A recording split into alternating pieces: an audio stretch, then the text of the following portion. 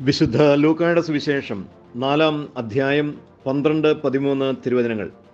യേശു പറഞ്ഞു, നിന്റെ ദൈവമായ കർത്താവിനെ പരീക്ഷിക്കരുത് എന്നും പറയപ്പെട്ടിരിക്കുന്നു. അപ്പോൾ പിശാച് പ്രലോഭനങ്ങളെല്ലാം അവസാനിപ്പിച്ച് നിശ്ചിത കാലത്തേക്ക് അവനെ വിട്ടുപോയി.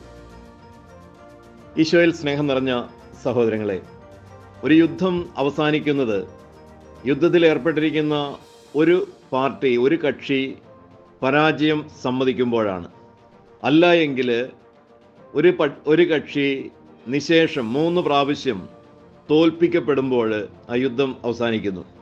ഇവിടെ ഈ പ്രലോഭനങ്ങളുടെ യുദ്ധം അവസാനിക്കുകയാണ്. കാരണം പിശാച് അന്വേഷിച്ചു വന്ന ആദമ്യ മനുഷ്യനെ, വീണുപോയ മനുഷ്യനെ അവന് കണ്ടെത്താൻ സാധിച്ചില്ല.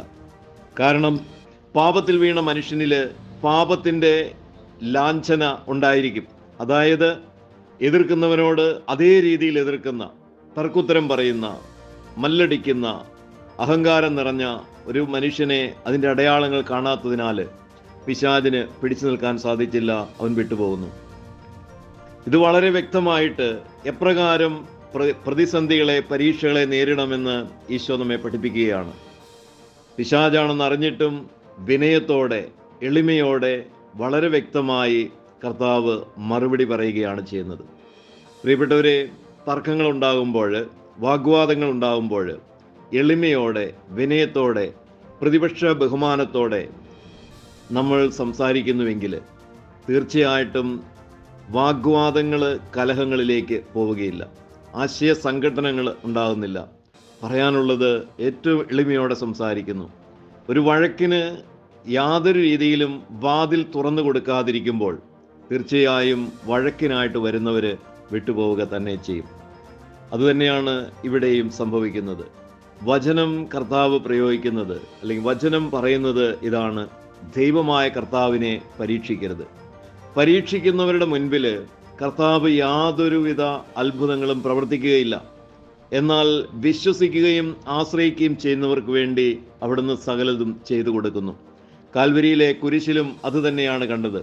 നീ ദൈവപുത്രനാണെങ്കിൽ നിന്നെ തന്നെ രക്ഷിക്കുക, കുരിശിൽ നിന്നിറങ്ങുക, ഞങ്ങളെയും രക്ഷിക്കുക എന്നാണ് പറയപ്പെട്ടത്. എന്നാൽ ഈ വക കാര്യങ്ങളിൽ ഒന്നും കർത്താവ് ശ്രദ്ധ കൊടുക്കുന്നില്ല, അവിടുന്ന് അതുപോലെ ചെയ്യുന്നുമില്ല. ദൈവത്തെ പരീക്ഷിക്കരുത് എന്ന് എഴുതപ്പെട്ടിരിക്കുന്നു. ദൈവത്തെ പരീക്ഷിക്കാൻ വേണ്ടി സ്വയം അപകടങ്ങളിലേക്ക് എടുത്തു ചാടുന്നവർക്ക് തീർച്ചയായും സഹായം ലഭിക്കാതെ പോകും. എന്നാൽ അപകടങ്ങളിൽ പെട്ടുപോകുന്നവർ ദൈവത്തെ വിശ്വസിച്ച് വിളിച്ചപേക്ഷിക്കുന്നുവെങ്കിൽ അവർക്ക് സഹായം ലഭിക്കും. ഇനി മറ്റൊരു കാര്യം ഇവിടെ പറയുവാനുള്ളത്, ലൂക്കായുടെ സുവിശേഷത്തിൽ ഈ പ്രലോഭനങ്ങളുടെ ക്രമം പറഞ്ഞിരിക്കുന്നത് പോലെ അല്ല മത്തായി പറഞ്ഞിരിക്കുന്നത്. ക്രമം മാറിയാണ് കിടക്കുന്നത്, ആദ്യത്തേതും രണ്ടാമത്തെ മൂന്നാമത്തേതും തമ്മിൽ. എങ്കിലും ഈ 3 പ്രലോഭനങ്ങളെ പറ്റിയും പറഞ്ഞിരിക്കുന്നു എന്നതിനാൽ ഇത് 3ഉം വളരെ വ്യക്തമാണ് എന്ന് നമുക്ക് മനസ്സിലാക്കുവാൻ സാധിക്കും. ഇനി മറ്റൊരു സംഭവം കൂടി ഇതിൽ നിന്നും നാം വായിച്ചെടുക്കുന്നത്, വിശുദ്ധ യോഹന്നാൻ്റെ സുവിശേഷത്തിൽ ഈ പ്രലോഭനങ്ങളെ പറ്റിയേ പറയുന്നില്ല. എന്നാൽ സമാന്തര സുവിശേഷങ്ങളിലാണ് ഈശോയുടെ പ്രലോഭനങ്ങളെ പറ്റി പറയുന്നത്. അതിന് കാരണമായിട്ട് പിതാക്കന്മാർ പറയുന്നത്, യോഹന്നാൻ സുവിശേഷം ആരംഭിക്കുന്നത് തന്നെയും ആദിയിൽ വചനമുണ്ടായിരുന്നു, വചനം ദൈവമായിരുന്നു, ദൈവത്തെ പറ്റി പറഞ്ഞുകൊണ്ടാണ്. ആകയാൽ ദൈവത്തെ സംബന്ധിച്ച് പ്രലോഭനത്തിൻ്റെ വിഷയമുദിക്കുന്നില്ല. എന്നാൽ മത്തായിയും ലൂക്കായും ഒക്കെ സുവിശേഷം ആരംഭിക്കുന്നത് മനുഷ്യനെ പറ്റി പറഞ്ഞുകൊണ്ടാണ്, മനുഷ്യരുടെ ചരിത്രം പറഞ്ഞുകൊണ്ട്, ആദം മുതൽ യേശു മുതൽ ആദം വരെയുള്ള മനുഷ്യരുടെ ക്രമം പറഞ്ഞുകൊണ്ടാണ് ലൂക്ക ആരംഭിക്കുന്നത്. മത്തായി ആകട്ടെ മനുഷ്യരെ പറ്റി പറഞ്ഞുകൊണ്ട് ദാവീദിൻ്റെ പുത്രനാണ് യേശു എന്ന് സ്ഥാപിക്കുകയാണ് ചെയ്യുന്നത്. അപ്പോൾ മനുഷ്യരെ സംബന്ധിച്ചിടത്തോളം പ്രലോഭനങ്ങൾ ഉണ്ടാകുന്നു. ആകയാൽ മനുഷ്യരുടെ പ്രലോഭനങ്ങളെ പറ്റിയും അതിനെ എപ്രകാരം യേശുവിൽ വിജയിക്കാമെന്നും സമാന്തര സുവിശേഷകർ പറയുന്നു. എന്നാൽ യോഹന്നാനാകട്ടെ ആദിയിലുണ്ടായിരുന്ന വചനത്തെപ്പറ്റി, ദൈവത്തെപ്പറ്റി സംസാരിക്കുന്നതിനാൽ പ്രലോഭനം എന്നത് അവിടെ വിഷയമായിട്ട് വരുന്നില്ല. Have a blessed day to all of U.